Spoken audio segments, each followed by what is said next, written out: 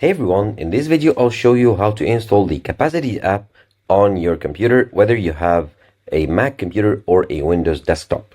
So, Capacities is a new note-taking app that's been really popular lately. It's similar to Notion, however, it's geared more towards personal note-taking rather than a fully organization and database software such as Notion.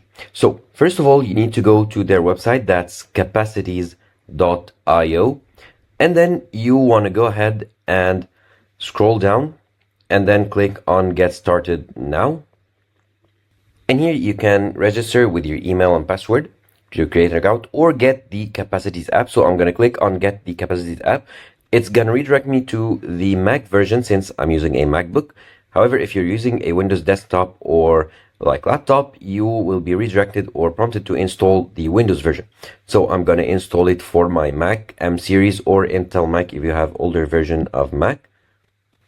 And now the app will start, or the DMG file will start downloading, which is the installation file for Mac. And once it finishes downloading, you can go ahead and open it and go through the normal setup process to install the app on your Mac. However, the process will be different on Windows, of course. And once it's installed, you should be able to open it and use it freely.